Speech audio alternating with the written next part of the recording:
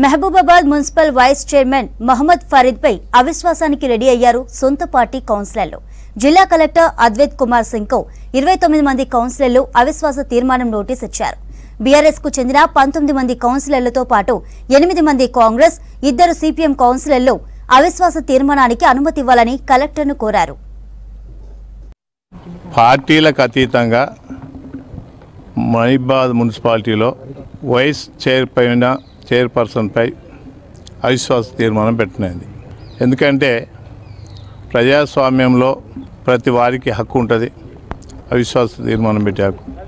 దాన్ని మెజారిటీ సభ్యులందరూ కూడా ఒక పెద్ద మనిషి, వయసులో అనుభవజ్ఞుడు, అందరికీ కావాల్సిన వాడు, ఒక తండ్రి తల్లి పాత్ర పోషించగలిగేవాడు కాబట్టి మీరు ఉండాలని వాళ్ళందరూ నన్ను దీవించి ఈరోజు కలెక్టర్ గారికి పిటిషన్ సహకరించిన మా మహబూబాబాద్ మున్సిపల్ కౌన్సిలర్ అందరికీ కూడా చేయెత్తి నేను నమస్కారం చేస్తున్నాను. ఈరోజు Mahabubabad municipality vice chairman MD ఫరీద్పై అవిశ్వాస తీర్మానం పార్టీలకు అతీతంగా కలెక్టర్ గారికి ఫిర్యాదు చేయడం జరిగింది.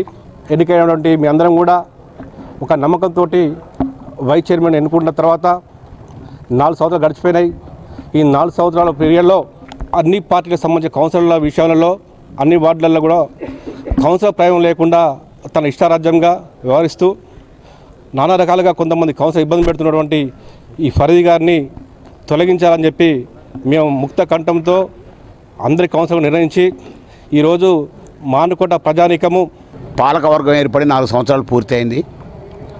ఈ 4 సంవత్సరాల కాలంలో వైస్ చైర్మన్గా ఉన్నటువంటి ఫరీద్ గారు తన యొక్క విధులను సక్రమంగా నిర్వర్తించలేదని చెప్పేసి అనేటువంటిది.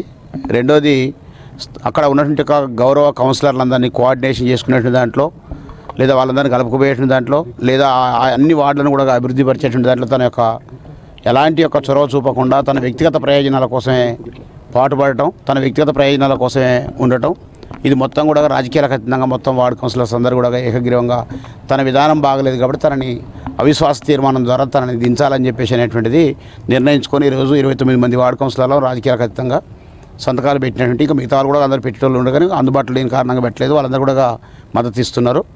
అందరం కలిసి మొత్తం ఈరోజు కలెక్టర్ గారికి అవిశ్వాస తీర్మానం నోటీస్ ఇవ్వడం జరిగింది. ఆ విధంగా అవిశ్వాస తీర్మానం అయిన తర్వాత ఫర్దర్ మళ్ళీ